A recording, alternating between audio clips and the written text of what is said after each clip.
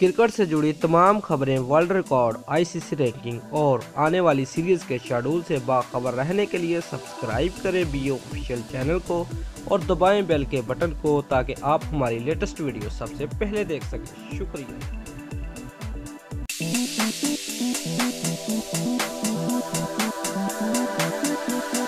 New Zealand के खिलाफ test series के लिए 15 रुकनी कौमी टीम का ऐलान कर दिया गया है। सरफराज अहमद पाकिस्तानी टीम की क़यादत करेंगे। तफसीलात के मुताबिक न्यूजीलैंड के खिलाफ टेस्ट सीरीज के लिए 15 रुकनी कौमी क्रिकेट टीम का ऐलान कर दिया गया है। 3 टेस्ट मैचों की सीरीज का आगाज़ 16 नवंबर से अबू धाबी में होगा। शहीनशाह अफरीदी को हालिया परफॉर्मेंस की वजह से शामिल किया गया है। 15 रुकनी स्क्वाड ये है।